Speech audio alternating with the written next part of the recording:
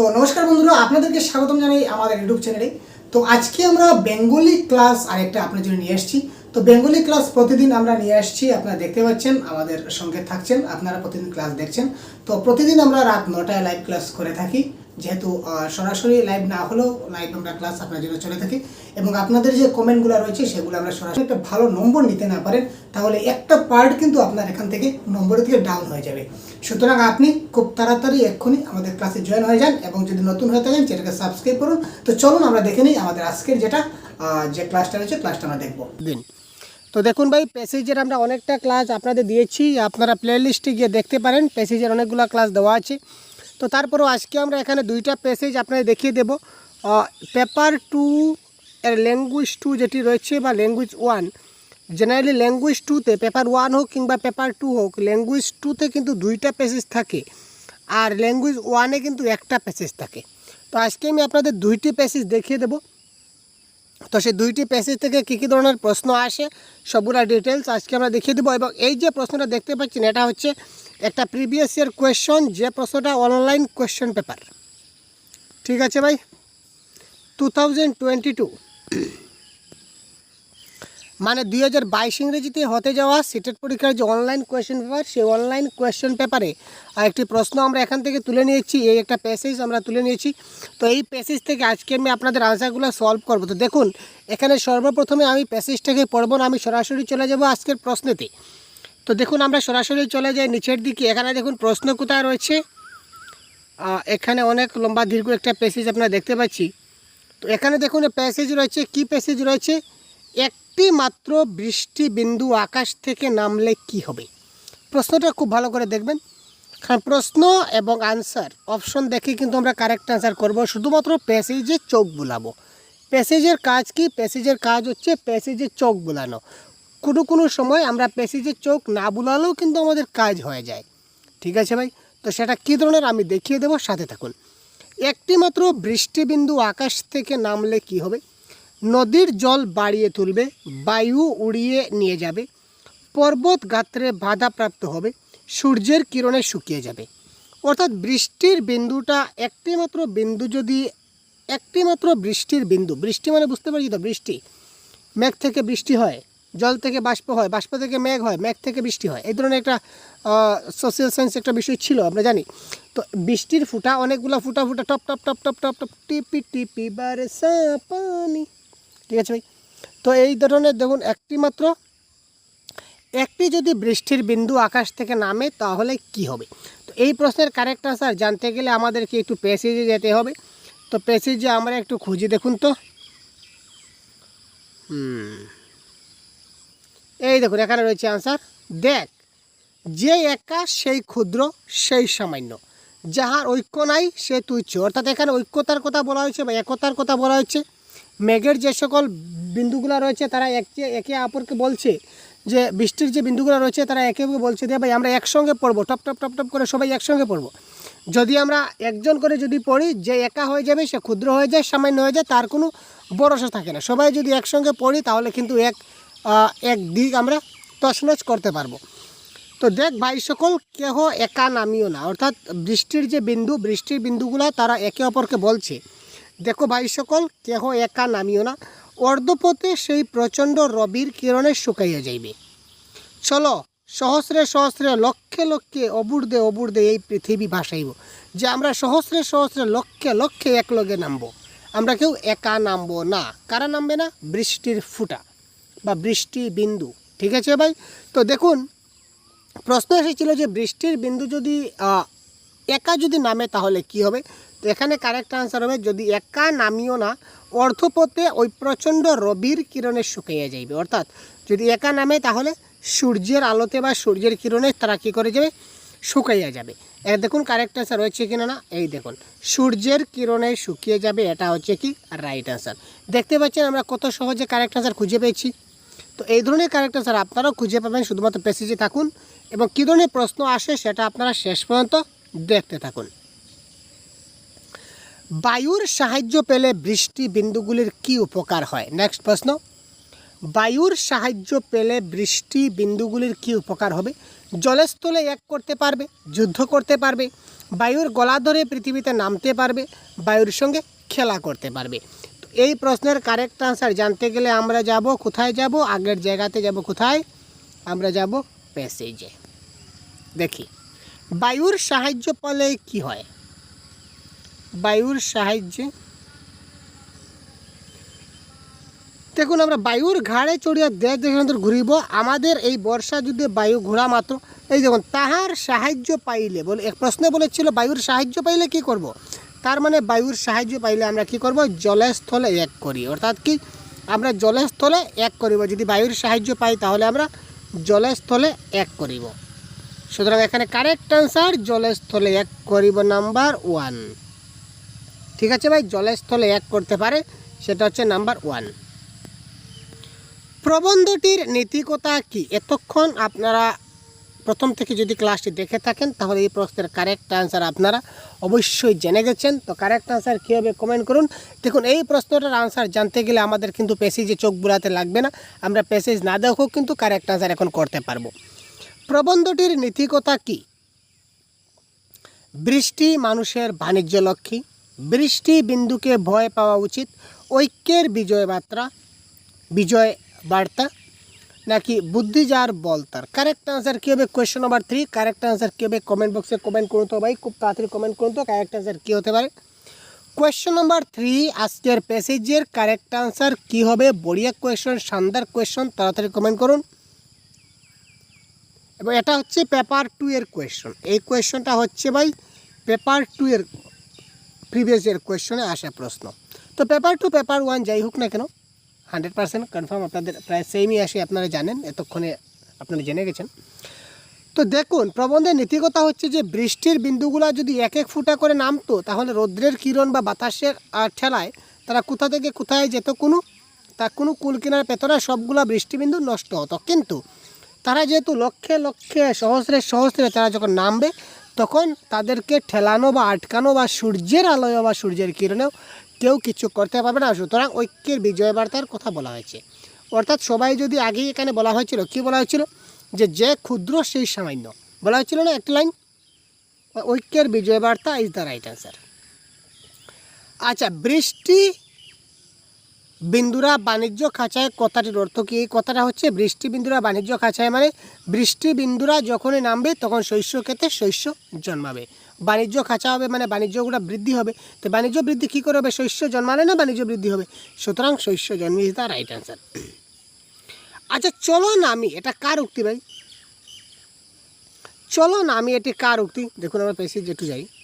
এটা বেশি না গেলেও কিন্তু পারতাম, কিন্তু তারপরেও এই দেখুন, চলো নামি আশার আসিয়াছে, চলো নামি আমরা ক্ষুদ্র ক্ষুদ্র বৃষ্টি বিন্দু। চলো নামি আশার আসিয়াছে, চলো নামি আমরা ক্ষুদ্র ক্ষুদ্র বৃষ্টি বিন্দু। তো এখানে কোথায় গেল? চলো নামি, এটা কাদের উক্তি? কীটপতঙ্গ, রবিকিরণ, বাতাস না বৃষ্টিবিন্দু? এখানে কারেক্ট আনসার কী হবে বলুন তো? তো চলো নামি এটি কাদের উক্তি? এটা কারেক্ট আনসার হবে, এটা হচ্ছে কি বৃষ্টি বিন্দুর উক্তি, তাই না? আমরা দেখতে পেলাম যে বৃষ্টি বিন্দুরা বলছে যে আশা রাশি আছে আমরা একসঙ্গে সবাই নামবো, এক একজন করে কিন্তু নামবো না। নেক্সট, নিচের কোন শব্দটি অর্ধ তৎসম? এটা কারেক্ট আনসার কী হবে? অর্ধ তৎসম শব্দ চেনার সঠিক উপায় আমরা আমাদের ক্লাসে আপনাদের দিয়েছি। আপনারা অবশ্যই আমাদের সম্পূর্ণ ক্লাসটি আপনারা অবশ্যই দেখে নেবেন, যাতে করে একটা ভালো আপনারা খুব তাড়াতাড়ি বুঝে নিতে পারেন। তো এখানে কারেক্ট আনসার হবে option number 1, Mittir is the right answer. আচ্ছা, এবার দেখি কি কৌশলে কাজটা করলে বলো দেখি এটা কোন কারক? কি কৌশলে কাজটা করলে বলো দেখি এটা কোন কারক? কী হবে কারক বিভক্তির ক্লাস? দেখুন, বাংলা ব্যাকরণ থেকে কিন্তু আপনাদের 7 থেকে 8 নম্বর আসবে, আর বাকি আপনাদের আরও বাকি 7-8 নম্বর আসবে। সবগুলা মিলিয়ে 15 নম্বর আপনাদের কিন্তু পরীক্ষায় আসে, তাই না? 2টা প্যাসেজ থেকে। সুতরাং ব্যাকরণকে কিন্তু অবহেলা করা যাবে না। তো এই প্রসঙ্গে বাংলা ব্যাকরণের একটা গাইড বুক আমরা প্রোভাইড করেছি আপনাদের জন্য। তো এই গাইড বুকটা যদি আপনারা PDF আকারে পাবেন, ভিডিও ডেসক্রিপশনে লিঙ্ক পাবেন। যদি প্রয়োজন হয় এখান থেকে আপনারা অনলি ফর 50 রুপিস পেমেন্ট করে আপনারা এখান থেকে ডাউনলোড করতে পারেন। তো এই ব্যাকরণ বইতে সম্পূর্ণ বাংলা ভাষার পুরো কনসেপ্ট, ব্যাকরণে যতগুলো কনসেপ্ট, তাছাড়া প্রিভিয়াস ইয়ার কী কী ধরনের ব্যাকরণ এসেছিলো সবগুলি সহ প্রায় 650 প্লাস MCQ সহ আমরা একটা গ্রামার বই আমরা নিজেরা তৈরি করেছি সহজ গুরুর তরফ থেকে আপনাদের জন্য। শুধুমাত্র এটা একটা ভ্যালু রাখা প্রয়োজন, তার জন্য আমরা 50 টাকা প্রাইস রেখেছি, সেটা নিতান্ত কম। সুতরাং আপনারা যদি প্রয়োজন হয় এক্ষুনি সেটা ডাউনলোড করে আপনারা পড়তে পারেন। আর এই বইটা পড়লে আপনারা বাংলা ব্যাকরণ সম্বন্ধে আর কোনো দ্বিধা ধারণা থাকবে না, পরীক্ষা 100% কমন থাকবে। ঠিক আছে, তো দেখুন কি কৌশলে কাজটা করলে বলো দেখি, অর্থাৎ কোন কৌশলে কিসের দ্বারা কিভাবে যে কাজ করা হয় সেটা হয় কোন কারক ভাই? করণ কারক, সেটা আপনারা জানেন। নেক্সট, নিচের কোনটি পৃথিবীর সমার্থক শব্দ নয়? কারেক্ট আনসার কী হবে বলুন তো? এটা কারেক্ট আনসার কী হবে আপনারা বলুন। নিচের কোনটি পৃথিবীর সমার্থক শব্দ নয়? বড়িয়া কোয়েশন, লাভলি কোয়েশন, বড়িয়া কোয়েশন ভাই। নিচের কোনটি পৃথিবীর সমার্থক শব্দ নয়? বড়িয়া। সমার্থক শব্দ, প্রতি শব্দ, এগুলি কিন্তু আমাদের আসে, দেখতে হবে। বিপরীত শব্দ আসে, পুরো সিলেবাস আপনারা দেখবেন, কারণ পরীক্ষায় একটা ভালো নম্বর পেতে গেলে সবগুলা জিনিস, খুঁটিনাটি সবগুলা জিনিস কিন্তু দেখতে হবে ভাই, একটা পয়েন্ট কিন্তু ছাড়লে হবে না ভাই, তাই না? আমি ব্যাকরণ সমার্থক শব্দ পারবো না, যাক পারবো না, 1 মার্ক চলে গেল। ঠিক আছে, যাক আমি এই যে রয়েছে বাংলা ব্যাকরণে কারক বিভক্তি আমি পারবো না, যা 1 মার্ক চলে গেল। যে আমি সমাজ তো আমি মুঠেই পারি না, সমাজটা ছেড়ে দিলাম, সমাজ ছেড়ে দিতে হলো না। আরে ছন্দ অলঙ্কার এত কঠিন আছে, আমি পারবো না, 2 মার্ক ছেড়ে দিলাম। ঠিক আছে, বাকিগুলো করবো, এগুলো করবো, বাকিগুলো আমি করবো। সন্ধি বিচ্ছেদ করবো না, আমি সন্ধি বিচ্ছেদ পারছি না। ঠিক আছে, আরে প্যাডাগজি একটু টাফ লাগে, তবুও প্যাডাগজিতে 2-3-4টা তো আমি পারবো না, সেটা তো কনফার্ম। এখানে পারবো না কয়টা গেল? 4, 5, 6, 7, 8, 9, 10। একটা সাবজেক্টে যদি আপনি 10 পারবেন না বলেন, তাহলে 5টা সাবজেক্টে 50 আপনি পারবেন না লিস্টে চলে আসলেন, তাই না? একটা সাবজেক্ট যদি বলেন যে 10টা পারবো না, তো 5টা সাবজেক্টে আপনি বলবেন 50টা আমি পারবো না, তো 50টা না পারলে আপনার আলটিমেটলি টার্গেট হচ্ছে 100। তো 100 যদি টার্গেট করেন, টানি 60 বা 70 পাবেন, এতে আপনার কী লাভ হবে? কী বললাম বুঝলেন তো? সুতরাং সবগুলি প্রশ্ন, সবগুলা টপিক, সবগুলা কনসেপ্ট আপনাকে জানতে হবে, পারতে হবে।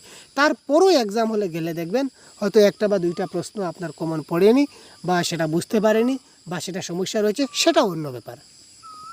কিন্তু আগে কনফিডেন্স রাখতে হবে, সমাজ থেকে যদি প্রশ্ন আসে আমি পারবো, কারক থেকে প্রশ্ন আসে আমি পারবো, আরে প্যাডাগজির কোন টপিক থেকে প্রশ্ন আসে আসুক না, আমি তো রয়েছি। এই ধরনের কনসেপ্ট, বিপরীতার্থ শব্দ, সন্ধি বিচ্ছেদ, কারক বিভক্তি, সরল বাক্য, জটিল বাক্য, এই ধরনের সবগুলো কনসেপ্ট আপনাদের পুরো ক্লিয়ার থাকা চাই। ঠিক আছে, আর এই সম্পূর্ণ কনসেপ্টটা ক্লিয়ার করার জন্য আমি রয়েছি আপনাদের সঙ্গে। যে টপিকে প্রবলেম হচ্ছে ওই টপিক ইউটিউবে সার্চ করুন, সহজ গুরু লিখুন এবং ভিডিও দেখুন। তারপরেও যদি না হয়, খুঁজে পাচ্ছেন না, এমন কিছু রয়েছে, তাহলে কমেন্ট বক্সে কমেন্ট করুন। কোনো সমস্যা থাকলে আমাদের অফিসিয়াল হোয়াটসঅ্যাপ নাম্বারে যোগাযোগ করুন, না হলে কমেন্ট বক্সে কমেন্ট করুন, আমরা আপনাদের সাহায্য করব। ঠিক আছে ভাই, তো আমাদের উদ্দেশ্য হচ্ছে আপনাদের সফলতা। ঠিক আছে ভাই, অনেক কথা হলো। তো এবার দেখুন কোয়েশ্চন নাম্বার 8-এর কারেক্ট অ্যান্সার কী হবে? বসুধা, খিতি, অবনী, এই 3টা হচ্ছে পৃথিবীর সমার্থক শব্দ। এখানে বলেছে 9 কোনটি? তো 9 হচ্ছে এই যে ইক্ষ নামে যেটা রয়েছে, ঋক্ষ, এটা হবে কি কারেক্ট অ্যান্সার। নেক্সট, নিচের কোনটি অশুদ্ধ? এখানে বানান রয়েছে, বানান দেখে বলুন তো নিচের কোন বানানটা অশুদ্ধ বানান?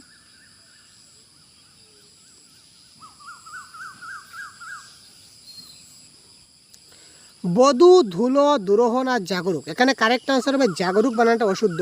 জাগরুক বানানটা র এই ধরনের হয়। ঠিক আছে, রধিকুকার হয়। ঠিক আছে ভাই, হৃদয় শব্দের পদ পরিবর্তন করলে কি হবে? একদম পদ পরিবর্তনের প্রশ্ন চলে আসলো। যদি আমরা হৃদয় শব্দের পদ পরিবর্তন করি তাহলে কি হবে? কারেক্ট আনসার হবে হৃদ্য ইজ দ্য রাইট আনসার। ঠিক আছে, তারপর দেখুন নির্বিশেষ। ঠিক আছে, নির্নিমেষ এর সন্ধি বিচ্ছেদ কী হবে? কারেক্ট আনসার কোনটি হবে? আমরা একটু চট করে দেখব। এটা কারেক্ট আনসার, অফিসিয়াল আনসার কিতে অপশন নাম্বার 4 আছে। সুতরাং এটা কারেক্ট আনসার হবে নির্নিমেষ। কারেক্ট আনসার হবে কি নি যুগ নিমেষ ইজ দ্য রাইট আনসার। কনকনে কি জাতীয় শব্দ? ইন্টারেস্টিং কোয়েশ্চন ভাই, এই প্রশ্নগুলি বারবার আসে ভাই। কনকনে কি জাতীয় শব্দ? কনকনে ধনাত্মক শব্দ, বিশেষ্য শব্দ, না শব্দদ্বৈত, না অনুকার শব্দ? তো এই ক্ষেত্রে জানিয়ে রাখি, কনকনে, ভনভনে, পনপনে, চঞ্চনে, ঝনঝনে, এই শব্দগুলো সবচেয়ে এক একটি ধনাত্মক শব্দ। ঠিক আছে ভাই। তারপর দেখুন, মুখ চাঁদের মতো, এটা হচ্ছে চাঁদ মুখ, এটা কোন প্রকারের সমাস? মুখ চাঁদের মতো, এটা হচ্ছে চাঁদ মুখ, এটা কোন প্রকারের সমাস? উপমিত কর্মধারয়, উপমান কর্মধারয়, রূপক কর্মধারয়, না সাধারণ কর্মধারয়? তো এটা কারেক্ট আনসার হবে কি উপমিত কর্মধারয়। তো সমাসের কনসেপ্ট যদি ক্লিয়ার না থাকে, সমাসের কনসেপ্টটা ক্লিয়ার করবেন। শ্বেতপাথর একটি সংকর বা একটি মিশ্র শব্দ। এই শব্দটি কোন প্রকার শব্দ নিয়ে গঠিত হয়েছে? কারেক্ট আনসার কী হবে? শ্বেতপাথর একটি সংকর বা মিশ্র শব্দ। তো শ্বেতপাথর যেটা শব্দ, এটা হচ্ছে একটা মিশ্র শব্দ, আর মিশ্র শব্দের আরেকটি নাম হচ্ছে কি সংকর শব্দ। তো এই শব্দটা কোন শব্দটা নেওয়া হয়েছে? তৎসম শব্দ না বাংলা শব্দ? তৎসম বিদেশি, তৎসম বাংলা, অর্ধ তৎসম না বাংলা? এখানে শ্বেত পাথর, এখানে দেখুন শ্বেত শব্দটা হচ্ছে তৎসম শব্দ, আর পাথর শব্দটা হচ্ছে বাংলা শব্দ। সুতরাং কারেক্ট আনসার হচ্ছে তৎসম ও বাংলা। সুতরাং তৎসম ও বাংলা এই দুইটা শব্দ দিয়ে গঠিত হয়েছে শ্বেত পাথর, এই দুইটা দিয়ে গঠিত হয়েছে, যার কারণে তার নাম হচ্ছে সংকর শব্দ বা মিশ্র শব্দ। তো এই 14টা প্রশ্ন আমরা একটি প্যাসেজ থেকে সলভ করলাম। এবার চলুন আমরা নেক্সট আরেকটা প্যাসেজ আমরা দেখি। এবার এই প্যাসেজ থেকে, এটাও প্রিভিয়াসের কোয়েশনে আসা একটি প্যাসেজ, তো এই প্যাসেজ থেকে আমরা এবার সলভ করবো আরেক একটি প্রশ্ন, যা কিনা আমরা খুব কম সময় তাড়াতাড়ি করার চেষ্টা করব। এবার দেখুন, উমেদ শব্দের অর্থ কী? উমেদ, তো এই ধরনের শব্দের অর্থ কিন্তু আপনারা কোথাও কিন্তু পাবেন না, প্যাসেজে পাবেন না। তো এটা আপনাদের জানতে হবে। উমেদ শব্দের অর্থ হচ্ছে ইচ্ছা। আলোচ্য গদ্যে উল্লেখিত পাহাড়ের নাম কি? কারাকুরাম, লাতেহার, এভারেস্ট, না মামাবাগ্নে? তো এবার আমরা প্যাসেজে যাব, প্যাসেজে দেখবো ভাই পাহাড়ের নাম কোথায় রয়েছে, একবার আমি দেখবো। এই দেখুন, বহুত বড়িয়া ভাই। পূর্বে একবার লাতেহার নামক পাহাড়ের উল্লেখ করিয়েছিলাম, আর ভাই প্রথমেই পেয়ে গেলাম পাহাড়ের নাম কি ছিল? বলুন কি ছিল? কারেক্ট আনসার কী হবে? লাতেহার। এই দেখুন, এখানে কি ছিল? আমাদের কারেক্ট আনসার কি? একটি পাহাড়ের নাম উল্লেখ ছিল, পাহাড়ের নামটা কি ছিল? লাতেহার পাহাড়। দেখতে পেলেন? দেখুন, অনেক সহজ ভাই, অনেক ইজিতে কিন্তু প্রেসিডেন্ট আনসারগুলো জেনারেলি সলভ করা যায়। তারপর সন্ধি বিচ্ছেদ কী হবে আপনারা বলুন তো? সন্ধি বিচ্ছেদ, এই প্রশ্নের আনসার কি আমি বলতে হবে? মুঠি না, এই প্রশ্নের আনসার কিন্তু আমি বলছি না ভাই, রিয়েলি এই প্রশ্নের আনসার আমি বলছি না। এই প্রশ্নের আনসার আপনারা বলুন কমেন্ট বক্সে, কারেক্ট আনসার কী হবে? এত ইজি প্রশ্ন ভাই, কী বলবো আপনাদের, এই ধরনের প্রশ্ন বারবার পরীক্ষায় আসে। পরিষ্কার শব্দের সন্ধি বিচ্ছেদ কী হবে? আপনারা 1, 2, 3, 4 কোনটি হবে আপনারা কমেন্ট বক্সে জানিয়ে দিন। ঠিক আছে, খুব তাড়াতাড়ি আপনারা কমেন্ট করুন, আপনারা কমেন্ট বক্সে জানিয়ে দিন এই প্রশ্নের কারেক্ট আনসার ভাই। পরিষ্কার শব্দের সন্ধি বিচ্ছেদ, পরিষ্কার, পরিযুক্কার, পরশযুগিকার, পরিযুক্কার, না পরিশযুক্কার? এই ক্ষেত্রে কারেক্ট আনসার কী হবে? খুব তাড়াতাড়ি আপনারা কমেন্ট করুন। চলুন আমরা চলে এই পরবর্তী প্রশ্নে। আচ্ছা, আলোচ্য গদ্যে কাকে অভাগিনী বলা হয়েছে? ওয়াও, ইন্টারেস্টিং প্রশ্ন। জলে যে যাইতে পাইল না, আত্মীয় বাড়িতে যে যাইতে পাইল না, অন্তরিকে যে যাইতে পাইল না, না বাগানে যে যাইতে পাইল না? এই ক্ষেত্রে আলোচ্য গদ্যে কাকে অভাগিনী বলা হচ্ছে? কারেক্ট আনসার কী হবে? এখানে দেখুন, আমি প্যাসেজে একটু যাই। এখন দেখি এ ব্যাগ আমার একার নহে, সে যখন উঠানে ছায়া পড়ে নিত্য, না এখানে নেই, কোথায় রয়েছে? জল ফেলিতে আনে। আচ্ছা, জলে যে যাইতে পাইল না সে অভাগিনী। ইয়েস, জলে যে যাইতে পাইল না সে অভাগিনী। ঠিক আছে, পেয়েছি আমি কথা। অর্থাৎ যে অভাগিনীকে যে কিনা জলে যাইতে পারে না, তাকে আমরা কি বলতে পারি? সে হচ্ছে কি অভাগিনী। তো সুতরাং এখানে জলে যে যাইতে পাইল না, অপশন নাম্বার 1। তো option number 1 is the right answer of this question. তারপর দেখুন, পালামু পর্যটন কোন পত্রিকায় লেখা হয়েছিল? সমাচার চন্দ্রিকা, সংবাদ রসরাজ, ভারতবর্ষ, না বঙ্গদর্শন? তো পালামু পর্যটন এটি কোন পত্রিকায় লেখা হয়েছিল? কারেক্ট আনসার কী হবে? কোয়েশ্চেন নাম্বার 5 আমরা একবার দেখে নেব। এখানে পালামু পর্যটন বলে একটা যেটা ওয়ার্ড, এই ওয়ার্ডটা প্রথমে খুঁজুন। এদের ওয়ার্ডগুলো প্রথমে খুঁজতে হবে, না হলে কিন্তু কারেক্ট অ্যান্সার করতে হবে। এই দেখুন পালামু পর্যটন, এই ধরনের ওয়ার্ডগুলো খুঁজুন, কিওয়ার্ডগুলো খুঁজলে আনসার পাবেন। এবার দেখুন পালামু পর্যটন পড়িয়াচ্ছেন, আমার ভালো লাগে বলিয়াচ্ছেন তখন পর্যন্ত শেষ। আচ্ছা, তো তার আগে দেখতে হবে। এই দেখুন বঙ্গদর্শনে আমার লিখিত পালামু, অর্থাৎ কোথায় লিখিত হয়েছিল? বঙ্গদর্শন নামক পত্রিকায় লিখিত হয়েছিল। সুতরাং Bangadarshan, option number Bangadarshan is the right. Option number Bangadarshan, where is option number Bangadarshan? তো Bangadarshan is the option number is 4, that is called 4 is the right answer of this question. বুঝতে পারছেন? নেক্সট, কুমারী কার নাম? একটি জঙ্গলের নাম, একটি গাভীর নাম, একটি মৌয়া গাছের নাম, না একটি মেয়ের নাম? এবার দেখুন কুমারী কার নাম, জেনারেলি আমরা কুমারী কার নাম যদি বলি তাহলে আমরা বলবো একটি মেয়ের নাম, কিন্তু অ্যাকর্ডিং টু প্যাসেজে কী বলেছে আমরা একটু দেখি। কুমারী যে শব্দ, এই শব্দের নিচে প্রথমে আন্ডারলাইন করুন। এবার সেই কবিতার আগে পিছিয়ে লাইনগুলো একটু পড়ুন, আনসার পাবেন। দেখুন, অতি পরিষ্কার তাও বাতাস আসিয়া নিত্য ঝাড়িয়া দেয়, মৌয়া গাছ তথায় বিস্তর। তথায় মৌয়া গাছ রয়েছে, কতগুলি একত্রে গোলাগুলি করে বাস করে, আর কতগুলি বিধবা নেয়া একা সেখানে একাকী থাকে। তাহারই মধ্যে একটিকে আমি বড় ভালোবাসিতাম, তাহার নাম কুমারী। অর্থাৎ এই মৌয়া গাছের যেটা চারা বা মৌয়া গাছের যেটা ছোট মৌয়া গাছ বা মৌয়া গাছের চারা আমরা বলতে পারি জেনারেলি, তো মৌয়া গাছের চারাকে তিনি কি বলিতেন? কুমারী বলিতেন। সুতরাং এই ক্ষেত্রে কারেক্ট অ্যান্সার মৌয়া গাছ। এই দেখুন একটি মৌয়া গাছের নাম কি বলেছিলেন তিনি? কুমারী নাম রেখেছিলেন। ঠিক আছে, দেখতে পাচ্ছেন কারেক্ট অ্যান্সার। তারপর দেখুন সঠিক বাক্য নির্বাচন করুন। এটা কিন্তু অনেক সহজ কিন্তু অনেক কঠিন। এক্ষেত্রে আমাদের খুব ভালো করে দেখতে হবে, চোখ কান নাক এই ক্ষেত্রে সজাগ রাখতে হবে। জেনারেলি চোখ এই ক্ষেত্রে আমাদের বেশি ফ্যাক্টর করে এই ধরনের প্রশ্ন, মানে মিস্টেক করার জন্য চোখের কিন্তু দায়িত্ব অনেক বেশি থাকে। এই ধরনের প্রশ্ন মানে ভুল করার জন্য চোখ সবচেয়ে বেশি গুরুত্বপূর্ণ ভূমিকা নেয়। ম্যাক্সিমাম সময় চোখের দ্বারা কিন্তু এই প্রশ্নগুলো আমাদের ভুল হয়। যেমন লাইনগুলি সবগুলো সমান, কিন্তু দেখুন পাহাড়ে যদিও কিছুই নতুন নাই, কাহার সহিত সাক্ষাৎ হইবে কোনো গল্প হইবে না, তথাপি কেন সেই পাহাড়ে যাইতে হইতে জানি না। পাহাড়ে কিছুই নতুন নাই, কাহার সহিত সাক্ষাৎ হইবে না, কোনো গল্প হইবে না, তথাপি কেন আমার সেখানে যাইতে হইবে জানি না। তো এই পয়েন্টগুলো কোথায় আছে আমরা একটু দেখব, আমরা একটু দেখে কারেক্ট আনসার কী হয় আমরা একটু খোঁজার চেষ্টা করব। ঠিক আছে ভাই, এবার প্যাসেজে যাই, একদম সেম টু সেম লাইন আমরা একটু দেখব।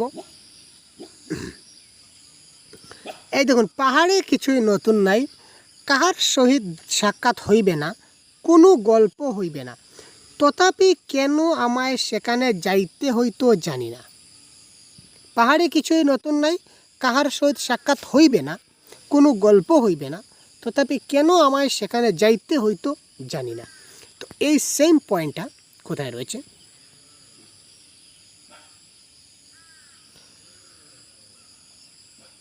এটা তো হচ্ছে না। প্রথমে পাহাড়ে কিছুই নতুন নাই ছিল, তো পাহাড়ে কিছুই নতুন নাই, এখানে হচ্ছে পাহাড়ে যদিও কিছু নতুন নাই, তো এটা হচ্ছে না। তো পাহাড়ে কিছুই নতুন নাই, এই দুটা রয়েছে। কাহার সহিত সাক্ষাৎ হইবে, কোনো গল্প হইবে না, কার সহিত সাক্ষাৎ হইবে না, কোনো গল্প হইবে না, তথাপি কেন আমায় সেখানে যাইতে হইতো জানি। এই দেখুন জানি হবে না, এখানে কিন্তু জানি না রয়েছে লাস্টে। সুতরাং option number 2 is the right answer. দেখুন কী ধরনের ক্রিটিক্যাল চৌকের খেলা ভাই। আপনি ভাববেন যে সব কিছু কারেক্ট, আমার তো কারেক্ট, কিন্তু না। বুঝতে পারেন আশা করি। এই প্রশ্নটাও সাংঘাতিক। দেখুন, রচনা অনুযায়ী সঠিক ক্রম নির্বাচন করুন। অর্থাৎ রচনা যেটা রয়েছে, প্যাসেজ রয়েছে, প্যাসেজের লাইন অনুযায়ী কোনটা সবচেয়ে প্রথমে রয়েছে, কোনটা সবচেয়ে শেষে রয়েছে, এটা বিচার করতে হবে। তো এখানে অপশন দেখবো আমরা। প্রথম অপশনে সি দুটা রয়েছে, আমার মিলালে কিন্তু সমস্যা হয়ে যাবে। এখানে লাস্টেরগুলো আমি মিলাবো। দেখুন লাস্টে যদি ACDB, চারটা কিন্তু আলাদা আলাদা সম্পূর্ণ। এবার আমি লাস্ট মিলাতে গেলে কীভাবে মিলাবো? অতি পরিষ্কার তাহাও বাতাস আসিয়া নিত্য ঝাড়িয়া দেয়, আমি সেই ছায়ায় বসিয়া দুনিয়া দেখিতাম, ওই শোনো বা না শোনো সে তোমায় শোনাবে, 4টা বাজিলে আমি অস্থির হইতাম। এই 4টা লাইনের মধ্যে কোন লাইনটা সবে লাস্টে আছে প্যাসেজে, সেটা আমি একবার খুঁজব। 4টা লাইন আপনি পড়েছেন, এবার সেই 4টা লাইন আপনি এবার প্যাসেজে খুঁজুন। এই দেখুন, আমি সেই ছায়ায় বসিয়া দুনিয়া দেখিতাম, এটা সবের লাস্টে রয়েছে প্যাসেজের, তাই না? তো সবের লাস্টে কি রয়েছে? ছায়ায় বসিয়া দুনিয়া দেখিতাম। তার মানে ছায়ায় বসিয়া দুনিয়া দেখিতাম মানে অপশন নাম্বার বিটা সবার লাস্টে আছে। ঠিক আছে, তো অপশন নাম্বার বিটা লাস্টে আছে, তার মানে দেখুন অপশন নাম্বার 4, এখানে দেখুন অপশন নাম্বার 4-এ দেখুন বিটা সবে লাস্টে রয়েছে, আর এই অপশনে সি বাকিগুলো কিন্তু শেষে নেই। তো লাস্টে যেহেতু বি রয়েছে, সুতরাং option 4 is the right answer. এই ধরনের খুব সহজে আপনি করবেন। শূন্যস্থান পূর্ণ করতে হবে। তথাপি ড্যাশ করি তোমরা শুনিয়া আমায় করো। নেক্সট প্যাসেজে আমরা খুঁজবো, প্যাসেজে খুঁজে আনসার করবো, কোনো টেনশনের ব্যাপার নাই। এই দেখুন, তথাপি গল্প করি তোমরা শুনিয়া আমায় চিরবাধিত করো। কি হবে? তথাপি গল্প করি তোমরা শুনিয়া আমায় চিরবাধিত করো। নেক্সট প্রশ্ন, এটা কারেক্ট আনসার কি দেখে নেই। তথাপি গল্প করি তোমরা শুনিয়া আমায় চিরবাধিত করো, option number 3 is the right answer. দেখলেন কত সহজ। আচ্ছা, এবার নেক্সট আজকের সবচেয়ে শেষ প্রশ্ন, নিত্য অপরাহ্ন আমি লাতেহার পাহাড়ের কুড়ে গিয়া বসিতাম। এটা কোন ধরনের কাল? নিত্যবিত্ত অতীত, নিত্যবিত্ত বর্তমান, সাধারণ অতীত না সাধারণ বর্তমান? ঠিক আছে ভাই। তো দেখুন এখানে বসিতাম বলেছে, বসিতাম মানে তিনি আগে ঘটনাটা ঘটতেন। তো আগে ঘটতেন মানে অবসলিউটলি সেটা অতীতকাল হবে, তো বর্তমানকাল হবে না, সেটা আমরা কেটে দিলাম, বর্তমানকাল হচ্ছে না। তো এখানে নিত্য অপরাহ্ন মানে নিত্য আমি প্রায় ঘটনাটা করতাম, তো প্রায় ঘটনাটা করতাম মানে প্রায় অতীত, নিত্যবিত্ত অতীত।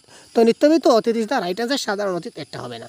ঠিক আছে ভাই, সাধারণ অতীত মানে নর্মাল, আমি স্কুলে গিয়েছিলাম, খেয়েছিলাম, গিয়েছিলাম, তো ডেইলি হতো, ডেইলি হবে, এই ধরনের কিছু একটা হলে নিত্য হয়। ঠিক আছে, এবং কোয়েশ্চন প্যাটার্ন কিন্তু একদম সেম আসে। পেপার 1, পেপার 2, ল্যাঙ্গুয়েজ 1, ল্যাঙ্গুয়েজ 2 যাই বলুন না কেন, যদি বাংলা আপনার একটি সাবজেক্ট হিসেবে যদি আপনার থেকে থাকে, তাহলে এই ক্লাসটি শুধুমাত্র আপনার জন্য এবং আপনারই জন্য। ঠিক আছে, সুতরাং শেষ পর্যন্ত দেখতে থাকুন। প্রথমে আমরা এই প্যাসেজের কারেক্ট আনসারগুলো সলভ করব, তারপর প্যাডাগজির কারেক্ট আনসারগুলো আমরা সলভ করব।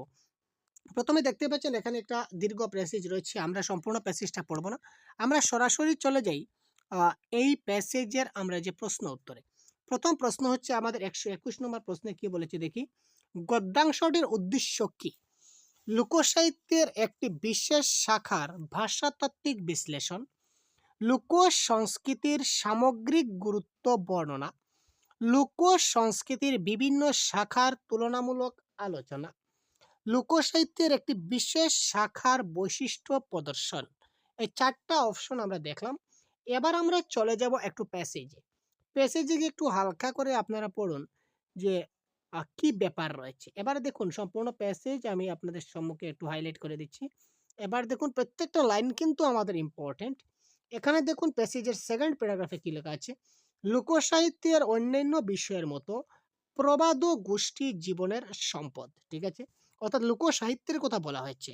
আবার এখানে দেখুন বলেছে যে প্রবাদ লোকসাহিত্যের একটা অংশ বা একটা সম্পদ আমরা বলতে পারি। এখানে বলেছে প্রবাদ সম্পর্কে আলোচনা করতে গিয়ে যেসব বৈশিষ্ট্য বিশেষভাবে লক্ষণীয় সেগুলি। তার মানে লোকসাহিত্যের একটা অংশ হচ্ছে প্রবাদ, আর প্রবাদের বৈশিষ্ট্য এইগুলি। তো আলটিমেটলি লোকসাহিত্যের যে বৈশিষ্ট্য রয়েছে, এই বৈশিষ্ট্য সম্বন্ধে এখানে আলোচনা করা হয়েছে। তো এই ধরনের অপশন দেখুন কোথায় রয়েছে। এই দেখুন, লোকসাহিত্যের একটা বিশেষ শাখা হচ্ছে কি, লোকসাহিত্যের একটা বিশেষ শাখা হিসাবে আমরা ধরে নিতে পারি প্রবাদ প্রবচন। তো এই প্রবাদ প্রবচনের কি দেওয়া আছে, এখানে বৈশিষ্ট্য দেওয়া আছে, আপনারা দেখতে পাচ্ছেন ডাইরেক্ট। লোকসাহিত্যের একটা বিশেষ শাখা রয়েছে যেটা হচ্ছে প্রবাদ প্রবচন, আর প্রবাদ প্রবচনের বৈশিষ্ট্য এখানে দেওয়া আছে, সুতরাং এটা আলোচনা। এখানে তুলনামূলক, এখানে আমরা কখনো এখানে কম্পারেটিভলি আমরা কিছু পাইনি। সামগ্রিক লোকসাহিত্যের একদম সম্পূর্ণ যে লোকসাহিত্য নিয়ে আলোচনা করা হচ্ছে, এখানে এদের কোনো কিছু নেই, আর ভাষাতাত্ত্বিক বিশ্লেষণও করা হয়নি, সুতরাং option number 4 is the right answer.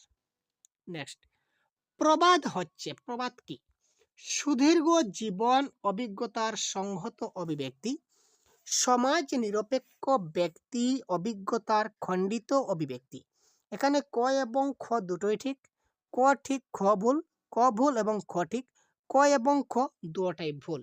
এই ক্ষেত্রে প্রবাদ হচ্ছে সুদীর্ঘ জীবন অভিজ্ঞতার সংহত অভিব্যক্তি। এখানে আমরা এখানে পাবো, দেখুন কোথায় রয়েছে, আমরা একটু প্যাসেজে আমরা একটু দেখে নেই। এই দেখুন, প্রবাদ হচ্ছে কি, প্রবাদ হলো একটি ছোট বাক্য যার ভিত্তিতে দীর্ঘ অভিজ্ঞতা রয়েছে, প্রবাদ গোষ্ঠী জীবনের অভিজ্ঞতার সংক্ষিপ্ত সরস অভিব্যক্তি। ঠিক আছে, তারপর সমাজে প্রচলিত আচার ব্যবহার এই সবগুলি আমরা এই প্রবাদের মাধ্যমে পাই। ঠিক আছে, তো প্রবাদ হচ্ছে কি, আমরা এইমাত্র পেলাম যে প্রবাদ কি, সুদীর্ঘ জীবন অভিজ্ঞতার একটা অভিব্যক্তি। সুদীর্ঘ জীবন অভিজ্ঞতা, তাই না? এখানে দেখুন আমাদের জীবনের সঙ্গে রিলেটেড কিছু কথা রয়েছে। দেখুন, গোষ্ঠী জীবনের অভিজ্ঞতার একটা অভিব্যক্তি। গোষ্ঠী জীবনের প্রবাদ হচ্ছে কি, গোষ্ঠী জীবনের অভিজ্ঞতার একটা সরস অভিব্যক্তি, বা প্রবাদ হচ্ছে একটা দীর্ঘ অভিজ্ঞতা। তার মানে সুদীর্ঘ অভিজ্ঞতা বলেছে, সুতরাং সুদীর্ঘ জীবন অভিজ্ঞতার সংহত অভিব্যক্তি, এটা হবে কারেক্ট। আর সমাজ নিরপেক্ষ ব্যক্তি অভিজ্ঞতার যে খণ্ডিত অভিব্যক্তি, সেটা কিন্তু আমরা প্যাসেজে পাইনি, সুতরাং এটা হবে ভুল। সুতরাং ক ঠিক এবং খ ভুল, অপশন নাম্বার 2 এই ক্ষেত্রে কারেক্ট আনসার। ঠিক আছে, আশা করি আপনারা বুঝতে পারছেন। যদি কোনো সমস্যা থাকে অবশ্যই বলবেন ভাই, আমরা যতটুকু চেষ্টা করব। আপনাদের ক্লাসটা একটু দীর্ঘ ক্লাস হবে, কারণ আমি ঝটপট করবো না, একদম আস্তে আস্তে আপনাদেরকে সবগুলো জিনিস বুঝিয়ে দেওয়ার চেষ্টা করবো, একটু সময় লাগবে ক্লাসে, সুতরাং শেষ পর্যন্ত সাথে থাকুন। এগুলোর মধ্যে কোনটি প্রবাদের বৈশিষ্ট্য নয়? এখানে কয়েকটা দিচ্ছে, কোনটা প্রবাদের বৈশিষ্ট্য নয় আমাদের বলতে হবে। একটা হচ্ছে দুর্বোধ্যতা, একটা হচ্ছে সরসতা, একটা হচ্ছে স্মরণযোগ্যতা, একটা হচ্ছে সার্বজনীনতা। সম্পূর্ণ প্যাসেজটা আমাদের পড়তে হবে, পড়লে আমরা একটু বুঝবো। এখানে দেখুন, প্রবাদ ছোট বলে সেটা মনে রাখা সহজ, মানে কি, সেটা স্মরণযোগ্যতা। তাই একে ছত্রের প্রবাদই বেশি শোনা যায়, একজন অনায়াসে অন্যজনের কাছ থেকে শুনে সেটা স্মরণে রাখতে পারে এবং সুযোগ পেলে সেটা প্রবাদ ব্যবহার করতে পারে, মানে সেটা কি মনে থাকে বা স্মরণযোগ্যতা। একটু আগে আমরা পেয়েছিলাম কি পেয়েছিলাম, আমরা পেয়েছিলাম এটা হচ্ছে কি, একটা সরস অভিব্যক্তি। তার মানে তার সরসতাও তার মধ্যে রয়েছে। ঠিক আছে, সরসতা রয়েছে। তারপর সেটা সবাই ব্যবহার করতে পারে, যখন সুযোগ পায় তখন সবাই ব্যবহার করতে পারে। সুতরাং এখানে আমরা কোনটা কোনটা পেলাম, 1 নম্বর আমরা পেলাম স্মরণযোগ্যতা, তারপর সরসতা পেলাম, আর সেটা সবাই ব্যবহার করতে পারে, এটা আমরা পেয়েছি। সুতরাং এই 3টা কারেক্ট। এখানে 9 কোনটি, 9 হচ্ছে দুর্বোধ্যতা। তার মানে অপশন নাম্বার এ, দুর্বোধ্যতা ইজ দ্য রাইট আনসার। ঠিক আছে, কনসেপ্ট ক্লিয়ার হয়েছে, বুঝতে পারছেন? তারপর দেখি, প্রবাদের মধ্যে মানব চরিত্রের কোন দিকটি তুলনামূলকভাবে বেশি প্রকাশ পায়? প্রবাদের মধ্যে মানব চরিত্রের কোন দিকটা তুলনামূলকভাবে বেশি প্রকাশ পাবে? সমালোচনার যোগ্যতার চেয়ে প্রশংসার যোগ্যতার, দুর্বলতার চেয়ে সবলতার, গুণাবলীর চেয়ে ত্রুটি বিচ্যুতির, দোষাবলীর চেয়ে গুণাবলী। এবারে আমরা প্যাসেজে যাব, প্যাসেজে গিয়ে আমরা একটু স্টাডি করব। আমরা প্রথমে প্রশ্ন পড়বো, তারপর প্যাসেজে যাব। এখানে দেখুন কি বলেছে, সেই হিসাবে মানব চরিত্রের সৎ গুণাবলী যেরকম সমাদর লাভ করেনি, আসলে প্রবাদের মাধ্যমে ত্রুটি বিচ্যুতির যতখানি সমালোচনা করে, আমরা আনসার এখান থেকে স্টার্ট হবে, প্রবাদের মাধ্যমে ত্রুটি বিচ্যুতির যতখানি সমালোচনা করা হয়, সে অনুপাতে গুণাবলী প্রশংসা করা হয় না।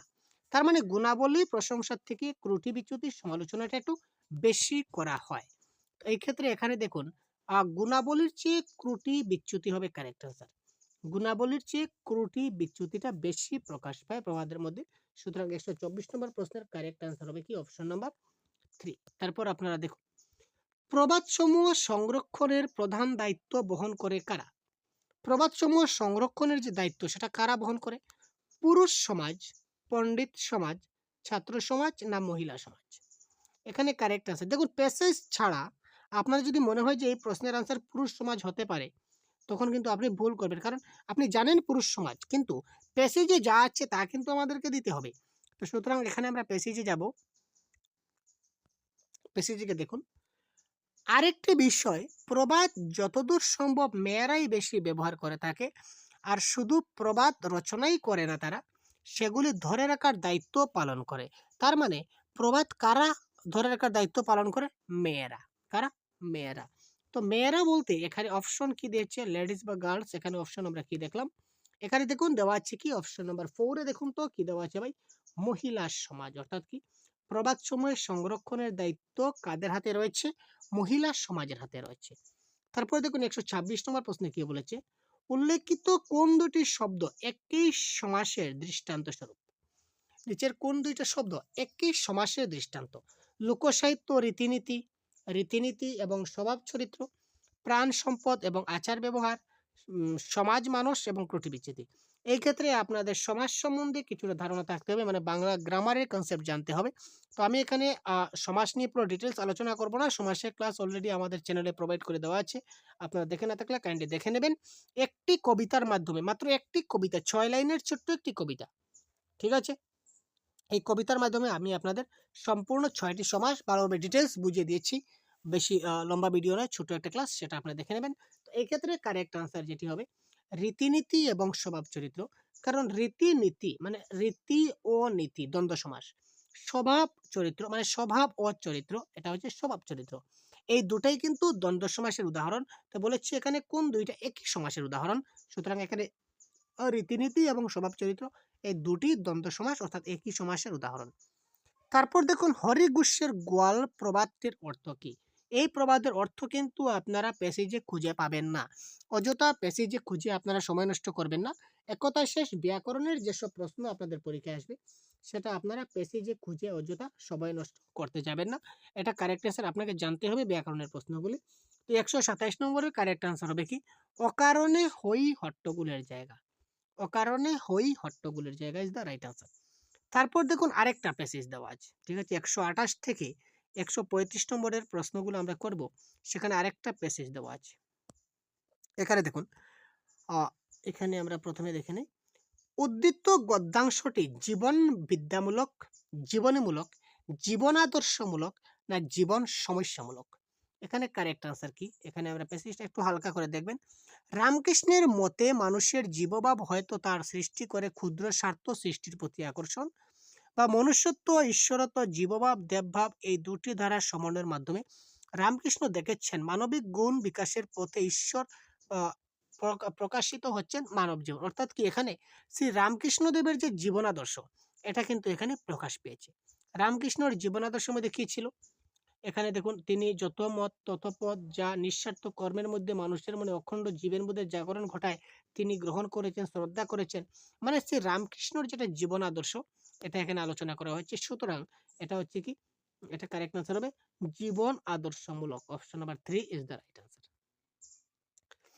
জীবভাব প্রবল হলে কোন বুধের প্রাবল্য ঘটে? জীবভাব যদি প্রবল হয়ে ওঠে, সবচেয়ে বেশি হয়ে ওঠে, তো এখানে বলেছে যে কোন বুধের প্রাবল্য ঘটে?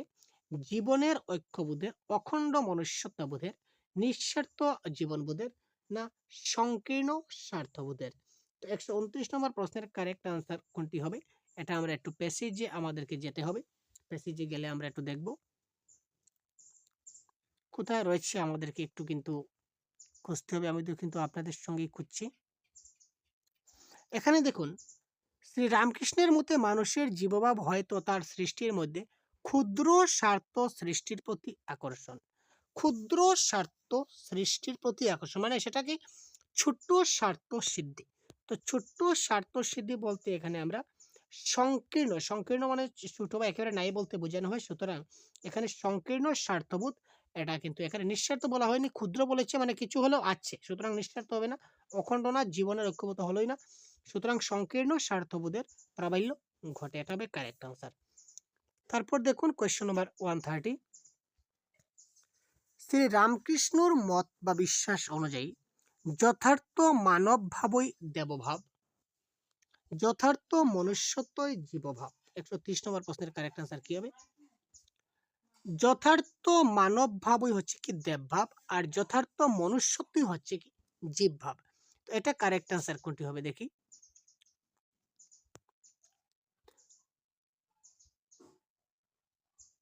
এখানে দেখুন কি বলেছে, কিন্তু তার অন্তরের দেবভাব শ্রী রামকৃষ্ণের দৃষ্টিতে যেটি যথার্থ মানবতার তা এগিয়ে নিয়ে যেতে বৃহত্তর মানব কল্যাণের পথে নিয়ে যাচ্ছে। ঠিক আছে, অর্থাৎ শ্রী রামকৃষ্ণ বলতে চেয়েছেন যে দেবভাবটা কি করেছে? দেবভাবটা মনুষ্যত্বের বিকাশের সঙ্গে একটা জড়িত আছে মানুষের জীবনে। এটা এটা হচ্ছে মনুষ্যত্ব অর্জনের মধ্য দিয়ে মানুষের অন্তরে ঘটেছে অখণ্ড ঈশ্বরত্বের উপলব্ধি। অর্থাৎ এখানে আমরা বলতে পারি যে যথার্থ মানবভাব যদি হয় তখনই সেখানে ঈশ্বর পাওয়া যায়, অর্থাৎ সেটাই হচ্ছে কি দেবভাব। এটা হবে কারেক্ট আনসার, এটা ভুল। সুতরাং এখানে আমাদের কারেক্ট আনসার কোনটি হবে? 130 এর অপশন নাম্বার 1।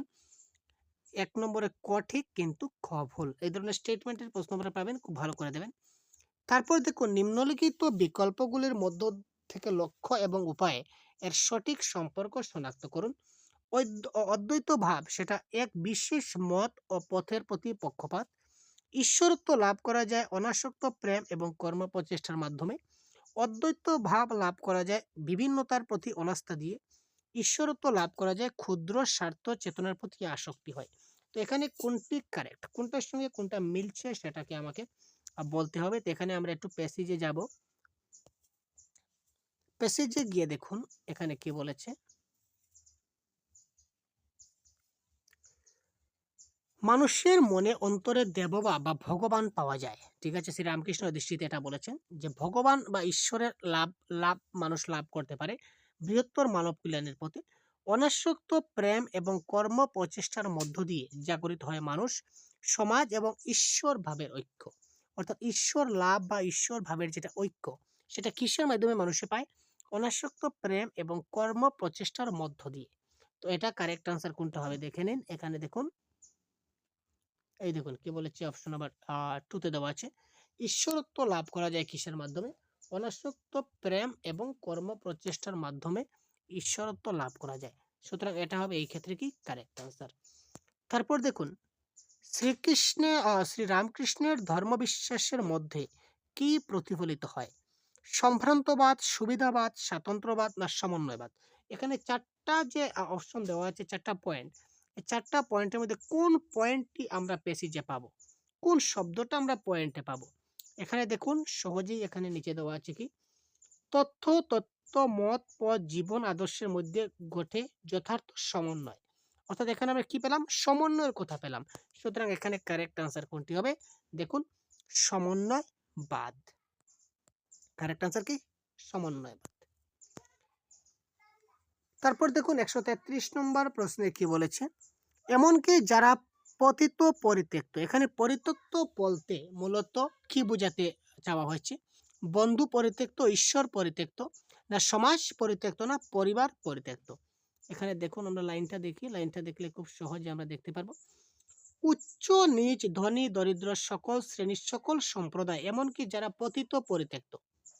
ঠিক আছে, এখানে দেখুন এই যে পরিত্যক্ত, এখানে উচ্চ নিচ্চ ধনী দরিদ্র, এটা কোথায় থাকে? উচ্চ নিচ্চ ধনী দরিদ্র আমাদের সমাজের মধ্যে থাকে, তাই না? এখানে ডাইরেক্ট দিয়েছে যে সম্প্রদায়, সকল সম্প্রদায় দিয়েছে। অর্থাৎ কি যারা সমাজ থেকে অবহেলিত বা সমাজের ক্ষেত্রে যারা পতিত পরিত্যক্ত, সমাজ পরিত্যক্ত আমরা বলতে পারি। তো এখানে পরিত্যক্ত বলতে এখানে কারেক্ট আনসার কোনটি হবে? Option number 3। অপশন নাম্বার 3 এখানে কারেক্ট আনসার। তারপর দেখুন অনাসক্ত শব্দের বিপরীত শব্দ কোনটি গ্রহণযোগ্য? 134। অনাসক্ত শব্দের বিপরীত শব্দ 134। কারেক্ট আনসার কি হবে সেটা আপনারা কমেন্ট করুন ভাই। আপনারা খুব তাড়াতাড়ি করুন, এতক্ষণ তো আমি করলাম। বিপরীত শব্দ তো আপনারা পারবেন। অনাসক্ত শব্দের বিপরীত শব্দ হবে আসক্ত। আসক্ত, কিন্তু আসক্ত যেহেতু অপশনে নাই, সুতরাং আমরা কারেক্ট আনসার কোনটি দেব? উদাসীন, উদ্ধত, উদ্ধত না উৎসুক? এখানে কারেক্ট আনসার কোনটি হবে? অনাসক্তর বিপরীত শব্দ। তো অনাসক্তের বিপরীত শব্দ হবে কি? উৎসুক। ঠিক আছে, তো বাংলা ব্যাকরণের কি কি প্রশ্ন আপনাদের পরীক্ষায় আসবে? সম্পূর্ণ বাংলা সিলেবাসের উপর ভিত্তি করে, ব্যাকরণের সিলেবাসের উপর ভিত্তি করে আমরা একটা পিডিএফ বলতে পারেন বা ইবুক আমরা পিডিএফ আকারে তৈরি করেছি আপনাদের জন্য, যেখানে বাংলা ভাষার সম্পূর্ণ সিলেবাস, তাছাড়া প্রায় 650 প্লাস এমসিকিউস রয়েছে। যদি আপনারা ডাউনলোড করতে চান তো ভিডিও ডেসক্রিপশনে ক্লিক করবেন এবং আপনাদের কাছ থেকে মাত্র 50 টাকা চার্জ করা হবে। 50 টাকা পেমেন্ট করার পর আপনি আপনার মোবাইলে এই পিডিএফ ফাইলটা আপনারা ডাউনলোড করে নিতে পারবেন। ঠিক আছে, এখানে 650 প্লাস এমসিকিউ রয়েছে। তাছাড়া বাংলা ভাষার সিটেট পরীক্ষায় যত ধরনের বাংলা ব্যাকরণ আমাদের পরীক্ষায় আসে সব কয়টি বিষয় কিন্তু এখানে অ্যানালাইজ করে দেওয়া হয়েছে। তারপর দেখুন নেক্সট প্রশ্ন, সকলেই সেই একই ঈশ্বরকে ডাকছে, বাক্যটির ন্যস্তার্থক রূপ কোনটি? সকলেই সেই এক ঈশ্বরকে ডাকছে, কেউ কোনো এক ঈশ্বরকে ডাকছে না, সকলেই সেই এক ঈশ্বরকে ডাকছে না, সকলেই সেই এক ঈশ্বর ডাকছে তা না, কেউ কোনো ভিন্ন ঈশ্বরকে ডাকছে না। এই বাক্যটাকে আমরা ন্যস্তার্থক পরিণত করি, অর্থাৎ বাক্যটা হা বোধকে আছে, আমরা সেটাকে না বোধকে ট্রান্সফার করব, তখন সেটা কি হবে? কেউ কোনো ভিন্ন ঈশ্বরকে ডাকছে না, তার মানে সকলেই এক ঈশ্বরকে ডাকছে। আমরা বাক্যটিকে পজিটিভ থেকে নেগেটিভ করব, এমনভাবে করব যাতে করে বাক্যর অর্থটা পরিবর্তন না হয়। তো এখানে আপনারা দেখতে পাচ্ছেন একটা প্যাসেজ রয়েছে, কি বলেছে, নিম্নলিখিত গদ্যাংশটি পাঠ করে সংশ্লিষ্ট প্রশ্নগুলির সঠিক উত্তর নির্বাচন করুন। এখানে একটা প্যাসেজ রয়েছে, প্যাসেজের এই দুইটা প্যারাগ্রাফ, ঠিক আছে, অর্থাৎ এই দুইটা পেজে কিন্তু আমাদের সম্পূর্ণ প্যাসেজটা কমপ্লিট, ঠিক আছে। তারপর আমরা যাব প্রশ্নে। এবার দেখুন, সর্বপ্রথমে আপনারা কিন্তু প্যাসেজটা পড়তে যাবেন না, আমরা প্যাসেজটা প্রথমে পড়লাম না, আমরা প্যাসেজটা না পড়ে সরাসরি চলে গেলাম প্রশ্নে। তো প্রশ্ন 1 নম্বর কী বলেছে দেখি, তারপর আমরা প্যাসেজে যাব। সর্বানন্দের সময়ে কর্কচ্ছ, এখনকার কর্কচ নুন কিভাবে তৈরি করা হয়? নদীর জল শুকিয়ে, গঙ্গার জল শুকিয়ে, নাকি সমুদ্রের জল শুকিয়ে, নাকি পুকুরের জল শুকিয়ে? দেখুন প্যাসেজ থেকে কী করে আনসার করতে হয় ডাইরেক্ট লাইভ আমি আপনাদের দেখিয়ে দেব। আমি কিন্তু তার আগে আমি কিন্তু খোঁজাখুঁজি করে নেব, আপনাদের সামনে নিয়ে আমি এবার খুঁজবো, তো আপনারাও আমাকে খুঁজতে একটু সাহায্য করুন। এই প্রশ্নের কারেক্ট আনসার কী হয়? আমরা একটা কিওয়ার্ড পেয়েছিলাম, তো কিওয়ার্ডটা কী পেয়েছিলাম একবার দেখে নিই, ভুলে গেছি সম্ভবত। কিওয়ার্ডটা হচ্ছে কি, এই যে কর্কচ্ছ, এখানে দেখতে পাচ্ছেন কর্কচ্ছ বা কর্কচ নুন, এটা কি করে তৈরি করা হয়?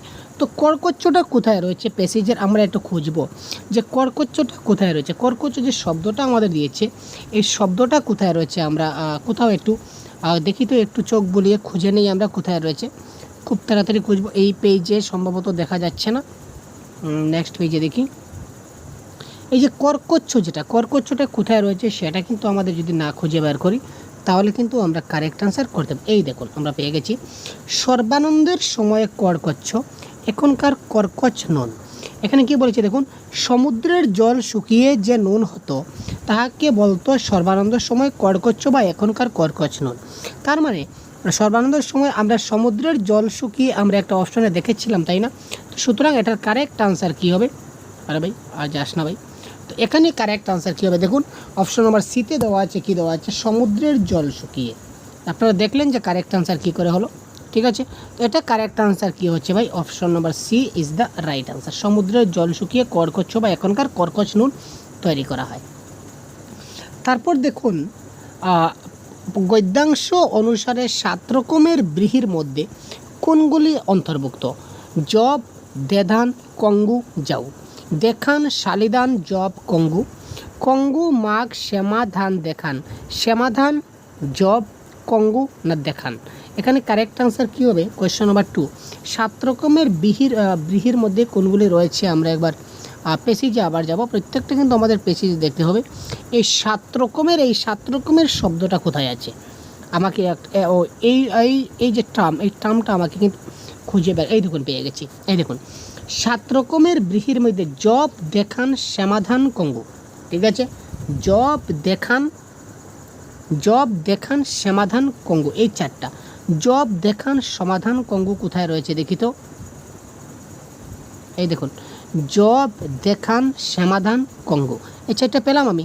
কী প্যাসেজে কী পেলাম? জম, দেখান, সমাধান, কঙ্গু, এই 4টা পেয়েছিলাম। সুতরাং এটা হবে কি কারেক্ট আনসার, ঠিক আছে। মাঘ বলে অপশনে কিছু ছিল না, শালি ধান বলে কিছু ছিল না, যাও বলে কিছু ছিল না, সুতরাং অপশন এবিসিডি আমার কাটা গেল। তারপর দেখি অধীড়ুর শব্দটির সমার্থক শব্দ কি? অধীড়ুর শব্দের সমার্থক শব্দ কি? আমরা একটু পেসিজে দেখে নিই অধীড়ুর বলতে কি বোঝাচ্ছে। অধীড়ুর বলে যে টার্মটা রয়েছে, এই টার্মটা কোথায় রয়েছে পেসিজের আমরা একটু দেখব। এবার দেখুন অধীড়ুর বলে একটা শব্দটা কোথাও দেখতে পান, এই দেখুন পেয়ে গেছি অধীড়ুর, ঠিক আছে। অধীড়ুর বলতে কি বোঝাচ্ছে? তাল শ্বাস। অধীড়ুর বলতে কি বোঝাচ্ছে? তাল শ্বাস। সুতরাং অপশনে আমরা দেখি যে তাল শ্বাস কোথাও আছে কিনা, না যদি থাকে তাহলে সেটা কারেক্ট আনসার হবে, না হলে আমরা অন্য কিছু খুঁজব। এই দেখুন আছে। অধীড়ুর শব্দের অর্থ কি? ভিতরের শ্বাস বা তাল শ্বাস। সুতরাং অপশন নাম্বার সি এটা আমাদের হয়ে যাবে কি কারেক্ট আনসার। দেখুন আমরা ডাইরেক্ট প্যাসেজ দেখে কিন্তু আমরা কারেক্ট আনসার কী করে করছি, তাও আপনাদের সম্মুখে। উড্রোর লোকে সর্ষে লোক খুব পছন্দ করে, একথা কে বলেছিলেন? উড্রোর লোকে সর্ষের শাক খুব পছন্দ করে, একথাটা কে বলেছিলেন? যাবো আমরা প্যাসেজে, কারণ যেহেতু আমরা প্যাসেজ থেকে আনসার করছি প্যাসেজে যেতে হবে, না হলে আমরা আনসার করতে পারবো না। আচ্ছা এই দেখুন একদম শেষ লাইন, এদেশের লোকে সর্ষে শাক খুব পছন্দ করতো, এই কথা ইসিং উল্লেখ করেছিলেন। কে উল্লেখ করেছিলেন? ইসিং। তো আমরা এবার দেখব অপশনে ইসিং কোথায় রয়েছে। এই দেখুন অপশন নাম্বার সিতে দেওয়া আছে কি ইসিং, সুতরাং অপশন নাম্বার সি ইসিং হবে এই ক্ষেত্রে কি আমাদের কারেক্ট আনসার। দেখতে পাচ্ছেন। তারপর দেখে নেওয়া যাক, এদেশে গমের প্রচলন তেমন না থাকলেও গম পাওয়া গেছে। এদেশে গমের প্রচলন যদিও নাই তবুও কিন্তু গম পাওয়া গেছে। 1 নম্বর অপশন কি বলেছে দেখি, কর্ণ সুবর্ণের কাছে রক্ত মৃত্তিকা বিহারের ধ্বংসস্তূপের মধ্যে মাটি করে, ঠিক আছে। তারপর হরপ্পার ধ্বংসস্তূপের মাটি করে, মহেঞ্জোদারোর ভূমি গর্ত থেকে, নাকি বিহারের কাছের মাটি থেকে। এগুলোর মধ্যে কোন জোড়াটা সত্য? এখানে যে কোনো দুটা কারেক্ট হবে, আমাদেরকে দেখতে হবে। 1 নম্বর কি আরেকবার ভালো করে পড়ে নেই, কর্ণ সুবর্ণের কাছে রক্ত মৃত্তিকা বিহারের ধ্বংসস্তূপের মধ্যে মাটি করে, হরপ্পার ধ্বংসস্তূপের মাটি করে, মহেঞ্জোদারোর ভূমিগর্ভ থেকে বিহারের কাছে মাটি করে, না মন্তব্যগুলির এই বিহারের কাছে মাটি করে, দুঃখিত। তারপর দেখি এখানে এই 4টা অপশন কী কী রয়েছে, এই 4টার মধ্যে আমরা দেখে নিই। আমরা যাব প্যাসেজে। আচ্ছা, প্যাসেজে আমরা দেখি কোথায় রয়েছিল।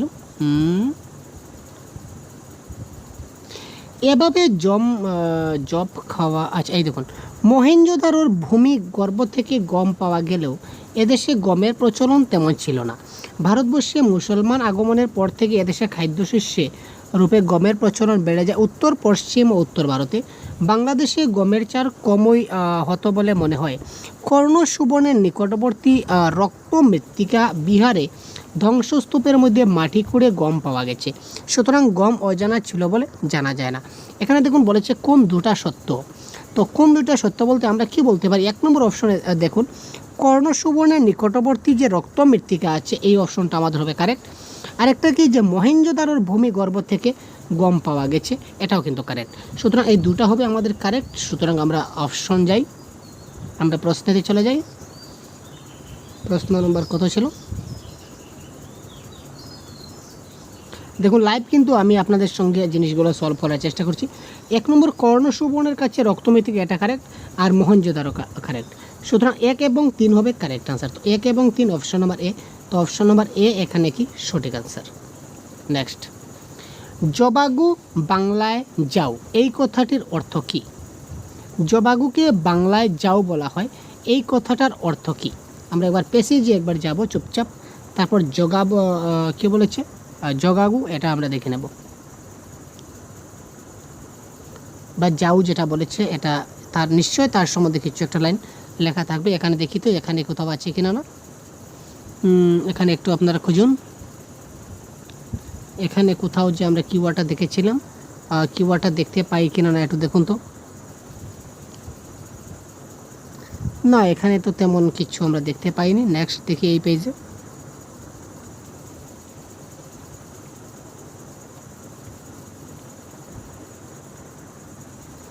এই দেখুন প্রথমে ফেলে গেছি, কী পেলাম, জবাগু বাংলায় যাও। পরে শব্দটি খুদের মাড় বোঝাত অথবা ভেজে ছাতু করে। এটা কি করে? ভেজে ছাতু করে, ঠিক আছে, অর্থাৎ ভেজে ছাতু করে, এটা হবে কারেক্ট আনসার। তো ভেজে ছাতু করে এটা অপশনে কোথায় আছে কিনা আমরা একটু দেখে নিই, আশা করি থাকবে। ভেজে ছাতু করে, ঠিক আছে। কোয়েশ্চেন নাম্বার 6, এই দেখুন, জব খায় হতো মন্ড করে। Option number B is the right answer, ঠিক আছে। কোয়েশ্চেন নাম্বার 6-এর বি হবে কারেক্ট আনসার। কেন হবে জব খায় হতো মন্ড করে, এটা কেন হবে কারেক্ট আনসার আমি দেখিয়ে দিই। এখানে দেখুন ক্লিয়ার লেখা আছে, কি লেখা আছে এই দেখুন, জব খাওয়া হতো মন্ড করে, তার অর্থ হচ্ছে জবাগু বাংলায় যাও, ঠিক আছে। এটা কিন্তু দিয়েছে ডাইরেক্ট প্রশ্ন, ডাইরেক্ট উত্তর, ঠিক আছে ভাই। নেক্সট প্রশ্ন দেখি। নেক্সট প্রশ্ন কারেক্ট আনসার কোনটা হবে আমরা দেখে নিচ্ছি, একটু সময় যাচ্ছে কারণ আমি এক এক করে আপনাদেরকে ভালো করে বুঝিয়ে দিচ্ছি। এবার দেখুন, এখানে দেখুন, নিম্ন প্রদত্ত বিকল্পগুলির মধ্যে কোনটা সঠিক নয়, কোনটা সঠিক নয় বলেছে, এটা একটু খুঁজতে হবে। হরিটা মানে রিঠা, কক্করি মানে কাকুড়, এচড় মানে এচড়, বাতিঙ্গন মানে বেগুন, ঠিক আছে, মনে রাখবেন। আমরা পেশি যাওয়ার আগে একটু মনে রাখুন, হরিটা মানে রিঠা, কক্করি মানে কাকুড়, এচড় মানে এচড়, বাতিঙ্গন মানে বেগুন। এখানে কারেক্ট আনসার কোনটা হবে বলেছে, কোনটা সঠিক নয়। আমরা পেসিজে যাই, পেসিজে গিয়ে আমরা দেখি আচ্ছা, হরিটা মানে রিঠা, এটা কারেক্ট। হরিটা মানে রিঠা, এটা আমরা কারেক্ট পেলাম। ঠিক আছে, আর কোথায় দেখি, আর কোথায় কী কী শব্দ ছিল? শব্দগুলো এমন ছিল, এই পেজে সম্ভবত আর দেখা যাচ্ছে না, যে এই পেজে দেখি তো, এই দেখুন, বাতিঙ্গন মানে বেগুন, এটাও কিন্তু কারেক্ট, এটাও কিন্তু কারেক্ট আছে। ঠিক আছে, তারপর আরেকটা শব্দ ইচ্চড় মানে এচড়, এই তিনটে আমরা পেলাম, তিনোটা কিন্তু কারেক্ট। ইচ্চড় মানে এচড়, বাতিঙ্গন মানে বেগুন। ঠিক আছে, আরেকটা কোনটা দিয়েছিল ভাই আমাদের? আরেকটা দিয়েছিল আমাদের কি, হরিটা মানে রিঠা। এই তিনটা কারেক্ট। তো এই তিনটা যদি কারেক্ট হয় তাহলে যেটা আমাদের বাকি থাকবে এটাই হবে আমাদেরকে ইনকারেক্ট। তো দেখি নিই আমাদের কোনটা বাকি রয়েছে। Question number 7। ঠিক আছে, এচড় মানে এচড় নয়, এটা হচ্ছে ইচড় মানে এচড়। আমরা এখন দেখলাম যে ইচড় মানে এচড়, এখন এচড় মানে এচড় হচ্ছে না, ইচড় মানে এচড় is the correct answer. Question number 7, 7-এর সি হবে এখানে বলেছে কি এচড় মানে এচড়, এখানে এচড় মানে এচড় নয়, ইচড় মানে এচড়। এই দেখুন ডাইরেক্ট পরিষ্কারভাবে লেখা আছে, আবারও আপনাদের দেখিয়ে দিচ্ছি। কোথায় গেল? এখানে থাকবে, এই দেখুন এখানে দিচ্ছে ইচড় মানে এচড়, কিন্তু আমাদের প্রশ্নে কি দিয়েছিল এচড় মানে ইচড়, এচড় মানে এচড়। সুতরাং এটা ভুল দিয়েছে, এটা হবে ভুল। ঠিক আছে, তারপর পরবর্তী প্রশ্ন আমরা দেখছি। পরবর্তী প্রশ্নে আমাদের কি দিয়েছে,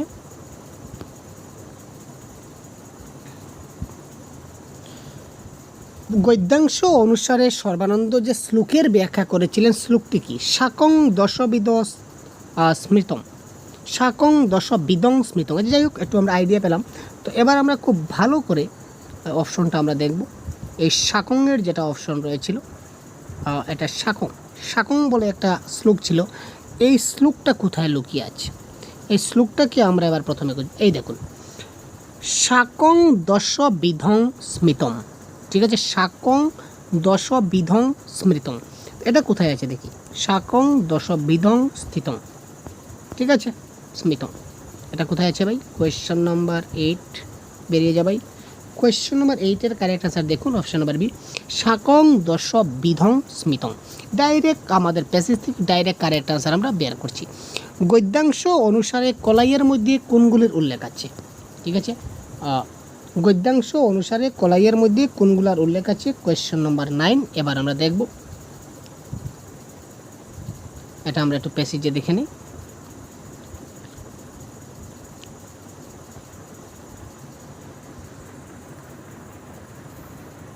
কলাই, কলাইয়ের মধ্যে কোনগুলা রয়েছে দেখি।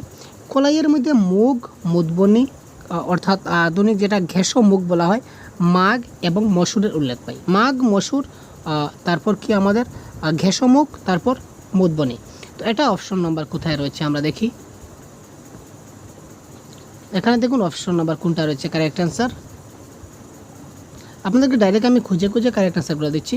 তো এটা কারেক্ট অ্যান্সার কোয়েশ্চেন নাম্বার 9-এর হবে বি, মুগ, ঘেঁষোমুগ, মাগ এবং বসুর, এটা আমরা পেয়েছি। সোনমুগ বলে কিছু পাইনি, অড়হর বলে কিছু পাইনি, তারপর সোনামুগ বলে আমরা কিন্তু কিছু পাইনি। সুতরাং অপশনগুলো আমরা কেটে দিলাম, তাই না? অপশন নাম্বার 9-এ দেখুন চলে আসছে। তারপর 10 নম্বর প্রশ্নে এটা কবিতা চলে আসছে।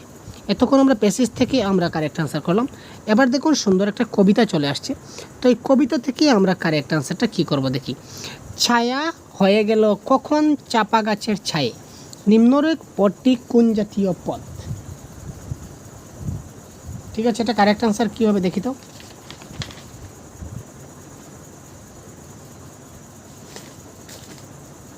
ছায়া হয়ে গেল কখন, এই যে কখন রয়েছে, কখনের নিচে কিন্তু আন্ডারলাইন দেওয়া আছে।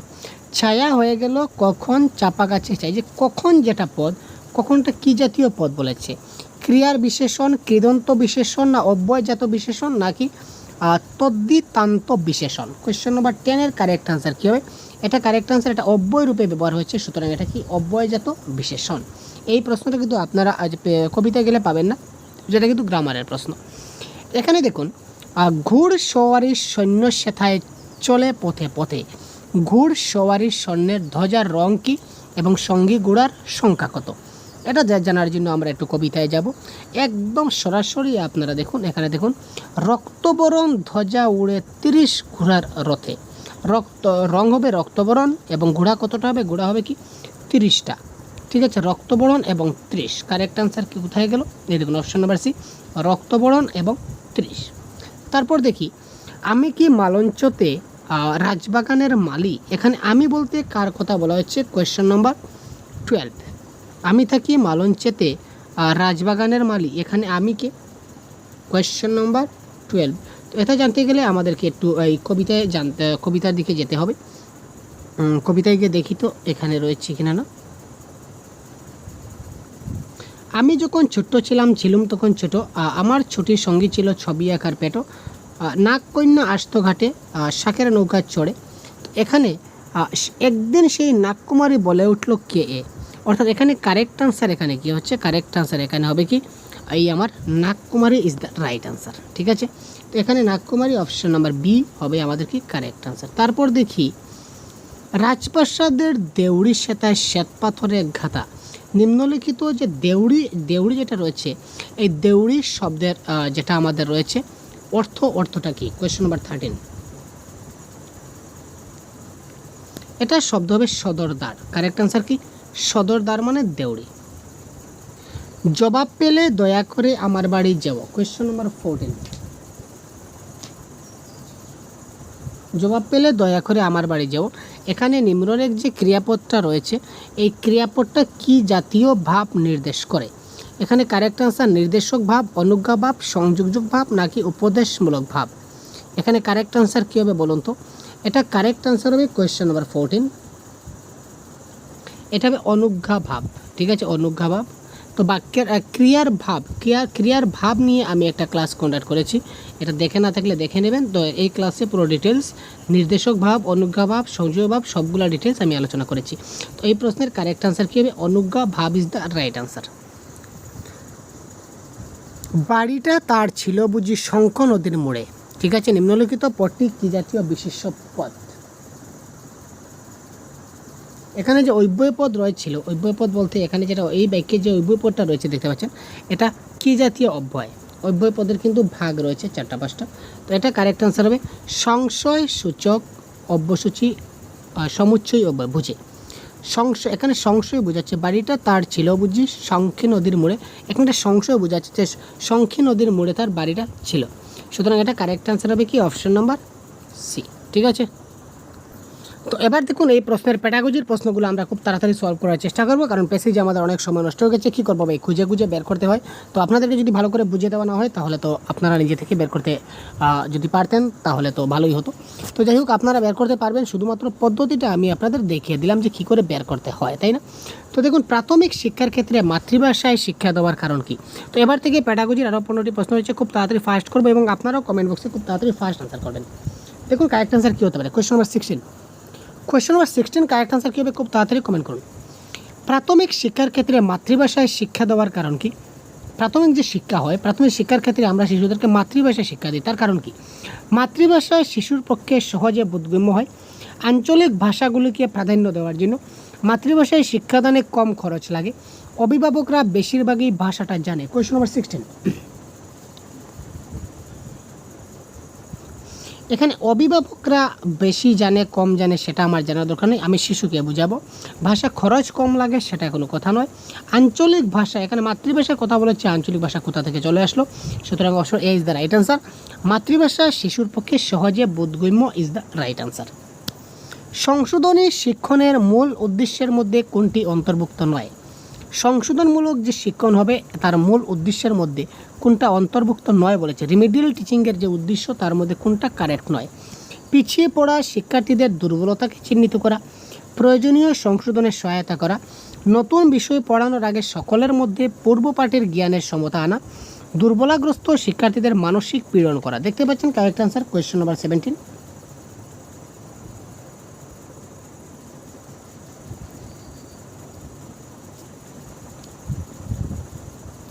সংশোধনী শিক্ষণের মূল উদ্দেশ্যের মধ্যে অন্তর্ভুক্ত নয় বলেছে, এটা কারেক্ট আনসার হবে কি? দুর্বলগ্রস্ত শিক্ষার্থীদের মানসিক আমরা পীড়ন করতে পারি না। ঠিক আছে, তাদেরকে মানসিক পীড়ন করা যায় না। ঠিক আছে, সেটা অশুদ্ধ। মানসিক পীড়ন করা কখনো সত্য হবে না। মানসিকভাবে যদি পীড়ন করি তাহলে সে আর জীবনে শিখতে পাবে না। সুতরাং অপশন নাম্বার ডি এই ক্ষেত্রে কারেক্ট আনসার। বিনা ব্যয়ে বাধ্যতামূলক শিশু শিক্ষার অধিকার আইন 2009 অনুযায়ী কোন বিবৃতিটি সঠিক? অর্থাৎ free and compulsory education right two education act 2009, এই free and compulsory education RT act 2009, এই 2009 অনুযায়ী কোন কথাটা সত্য? বন্ধুত্বপূর্ণ এবং শিশুকেন্দ্রিক পদ্ধতি অনুসরণ করতে হবে, অতিরিক্ত কোচিংয়ের ব্যবস্থা করতে হবে, লেখাপড়া করতে না চাইলে শাস্তির ব্যবস্থা রাখতে হবে, তারপর দেখুন মাতৃভাষার মাধ্যমে শিক্ষায় কম গুরুত্ব দিতে হবে। এখানে দেখুন কারেক্ট আনসার, আপনার 100% কারেক্ট আনসার কমেন্ট দিতে পারবেন। তো কারেক্ট আনসার বলুন তো কী হতে পারে? কোয়েশ্চন নাম্বার 18,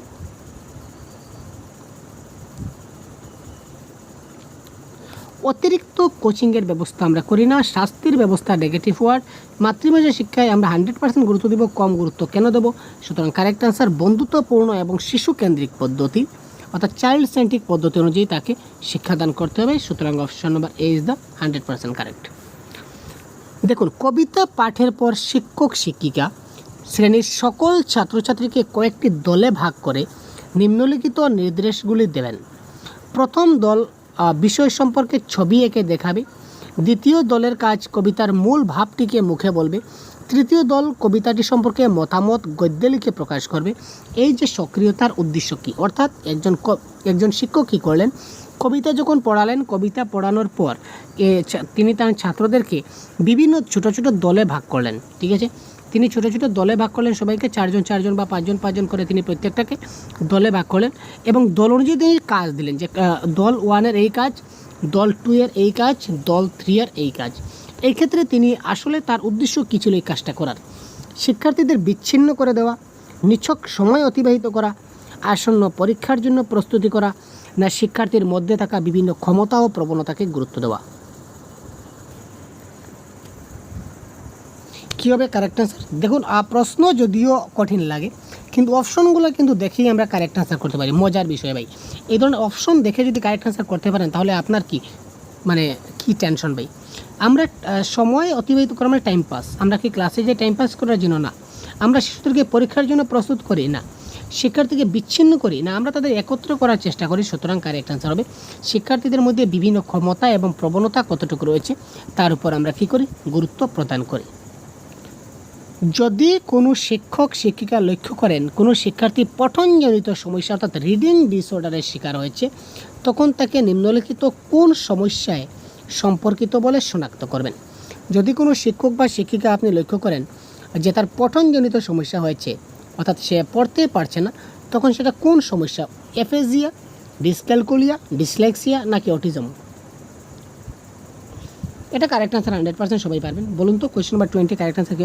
আপনাদের কমেন্ট এত কম আসছে ভাই কেন? তাড়াতাড়ি কমেন্ট করুন ভাই, আপনারা সবাই খুব তাড়াতাড়ি কমেন্ট করুন তো। সবাই কারেক্ট আনসার বলুন না, এত ভয় পাওয়ার কী আছে ভাই? আপনারা যত তাড়াতাড়ি বলবেন তত আপনাদেরই তো লাভ, আপনারা তো শিখতে পাবেন ভাই, তাই না? তো দেখুন, রিডিংয়ের যদি সমস্যা হয়, আমি ঠিকের সাইজে বলেছিলাম, তো রিডিংয়ের সমস্যা হলে কি ডিসলেক্সিয়া, ঠিক আছে। যদি রাইটিংয়ের সমস্যা হয়, লিখতে পারে না, দ্যাট ইজ কল্ড ডিসগ্রাফিয়া। যদি ল্যাঙ্গুয়েজ ভাষাগত সমস্যা হয় তাহলে আফাজিয়া, ঠিক আছে। তারপর হচ্ছে যদি ক্যালকুলেটর মানে কি ম্যাথস, গাণিতিক সমস্যা, ম্যাথসের সমস্যা হলে ক্যালকুলিয়া মানে ডিসক্যালকুলিয়া, ঠিক আছে। কোয়েশ্চেন নাম্বার 21,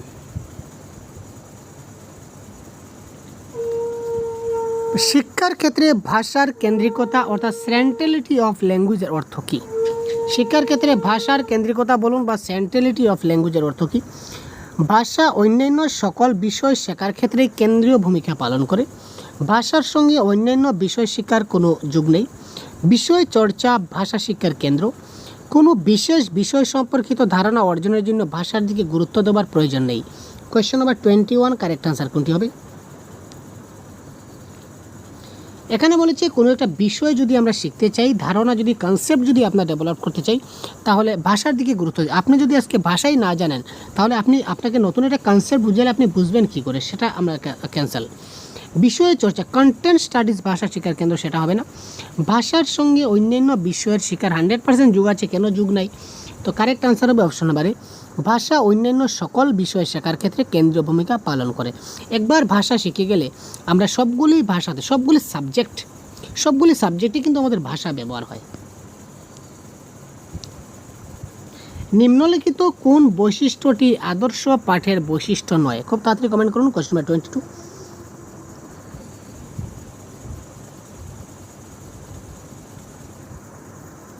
নিম্নলিখিত কোন বৈশিষ্ট্যটি আদর্শ পাঠের বৈশিষ্ট্য নয়? উপলব্ধি, নির্ভুল, অসঙ্গতি নাকি গতি? Question number 22।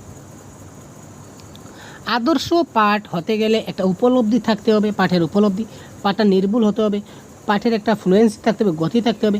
অসঙ্গতি মানে কি? ভুল। আদর্শ পাঠে কখনো ভুল থাকতে পারে না।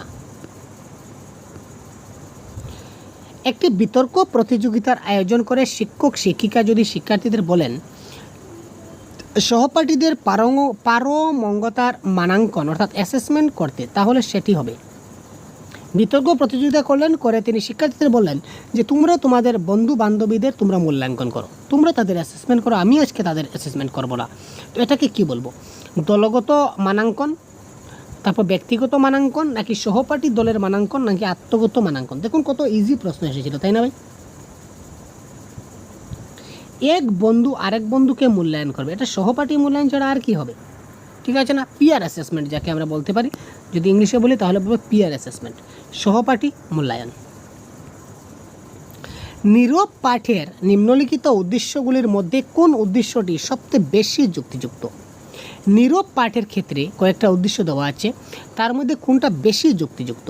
1 নম্বর হচ্ছে শব্দভাণ্ডার বৃদ্ধি, 2 নম্বর যথাযথ উচ্চারণের অভ্যাস নির্মাণ, 3 নম্বর হচ্ছে শিক্ষার্থীকে নিজের মতো করে ব্যস্ত রাখা, 4 নম্বর পাঠের মূল ধারণাটিকে মনোযোগ সহকারে বুঝে নিতে সাহায্য করা। Question number 24।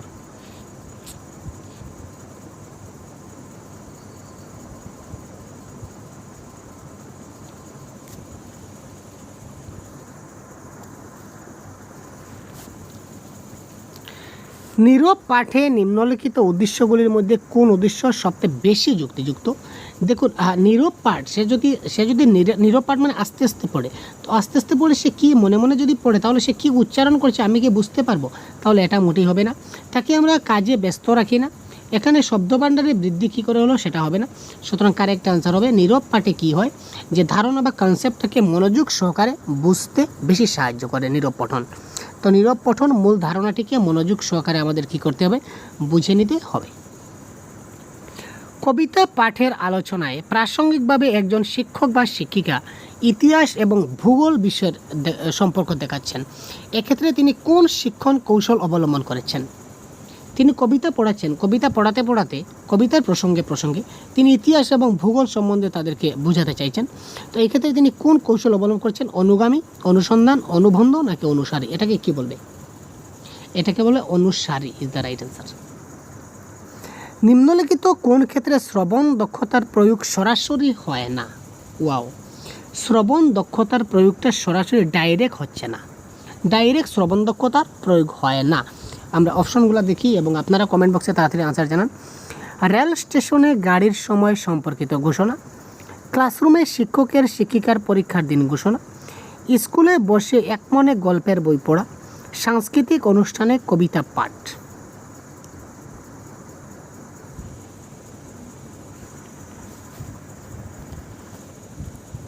এটা কারেক্ট অ্যান্সার কী হবে? সরাসরি আমি আমার শ্রবণ করছি না।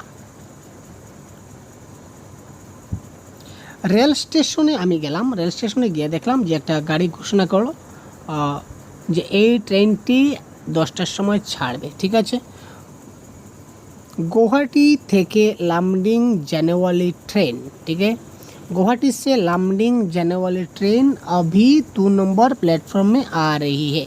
ঘোষণা করে আমি শুনতে পেলাম, ডাইরেক্ট শুনলাম, সমস্যা কি? ক্লাসরুমে এসে শিক্ষক বলেন যে আগামী 10 তারিখ তোমাদের এক্সাম নেব, ঠিক আছে।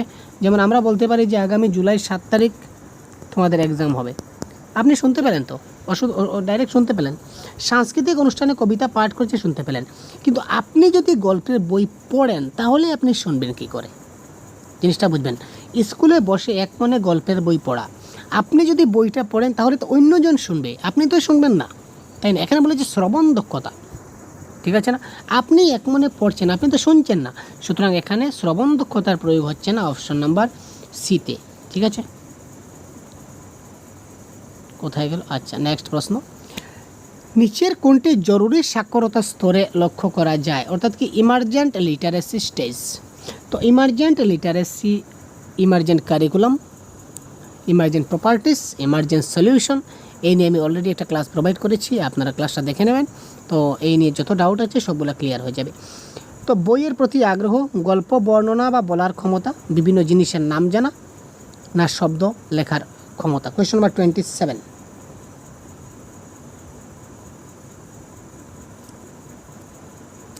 ইমার্জেন্ট লিটারেসি স্টেজে একটা শিশুর বিভিন্ন জিনিসের নাম জানা সেটা লক্ষ্য করা যায় না। ঠিক আছে, এখানে কি বলেছে, কোনটি লক্ষ্য করা যায় না। ঠিক আছে, তো ইমার্জেন্ট লিটারেসি স্টেজে এখানে প্রশ্নটা একটু গণ্ডগোল আছে হয়তো বা সম্ভবত। তো নিচের কোনটি জরুরি সাক্ষরতা স্তরে লক্ষ্য করা যায় ছিল। তো যদি যায় থাকে তাহলে এটা থাকবে তার কি, এটা কারেক্ট অ্যান্সার। বইয়ের প্রতি আগ্রহ হবে এবং বিভিন্ন জিনিসের নাম জানা, এই দুটো হবে। শব্দ লেখার যে ক্ষমতা সেটা ইমার্জেন্ট লিটারেসি স্টেজে তার বিশেষ করে থাকে না। গল্প বর্ণনা এবং গল্প বলা সে কী করে বলে ছোটো শিশু, এটা তার হবে না। তো মেইন প্রশ্ন হচ্ছে বইয়ের প্রতি আগ্রহ থাকে মানে কোন আগ্রহ, যেমন সে যে পৃষ্ঠাগুলো উল্টাবে। তো 100% কারেক্ট আনসার এখানে এই প্রশ্নের কারেক্ট আনসার হবে লক্ষ্য করা যায় যদি বলি তাহলে বিভিন্ন জিনিসের নাম জানা। সে কী করবে, বিভিন্ন জিনিসের নাম জানতে চাইবে যে ওই জিনিসটার নাম কি, ওইটার নাম কি, ওইটা কেন হয়, অর্থাৎ এই ধরনের বিভিন্ন প্রশ্ন করে, তাই না। শিক্ষণ উপকরণ বা টিচিং লার্নিং ম্যাটেরিয়ালস ব্যবহারে কোন বিষয়টি বেশি জরুরি। আমরা যখন টিচিং লার্নিং ম্যাটেরিয়ালস যখন আমরা ইউজ করি তখন কোন বিষয়টা বেশি জরুরি হয়ে ওঠে। সহজলভ্য হয়, এটা স্বল্পমূল্য হয়, শিক্ষার্থী তৈরি হয়, না বিষয়ের প্রতি সম্পৃক্ত এবং যথাযথভাবে প্রযুক্ত হয়। এটা আমরা যে বিষয়ের উপর, যে টপিকের উপর আমরা ক্লাসটা নেব এই টপিকের উপর আমাদের টিএলএমটা হতে হবে। সুতরাং বিষয়ের প্রতি সম্পৃক্ত এবং যথাযথভাবে প্রযুক্ত হতে হবে। ব্যাকরণ শিক্ষার ক্ষেত্রে শিক্ষক শিক্ষিকা বক্তা পাঠদান শুষ্ক ও নিরস শিক্ষার্থীদের প্রতিক্রিয়া অপ্রয়োজনীয় মুখস্থ নির্ভর উপরোক্ত মন্তব্যগুলি কোন বিশেষ শিক্ষাপদ্ধতি নির্দেশ করছে। অর্থাৎ বক্তৃতা পদ্ধতির মাধ্যমে সেখানে হচ্ছে সোজা কথা, এখানে বক্তৃতা পদ্ধতির মাধ্যমে তিনি পাঠদান করছেন। এই পাঠদান পদ্ধতিকে আমরা কি বলবো, এটা হচ্ছে অবরোহী পদ্ধতি। বক্তৃতা পদ্ধতি অর্থাৎ মানে কি, অবরোহী পদ্ধতি। একদম লাস্ট শেষের কোয়েশ্চন, বাংলা ক্লাসে যদি কোনো শিক্ষক শিক্ষিকা শিক্ষার্থীর মৌলিকতা এবং সৃজনশীলতার সন্ধান পেতে চান তাহলে তিনি কোন ধরনের প্রশ্নের সাহায্য নেবেন।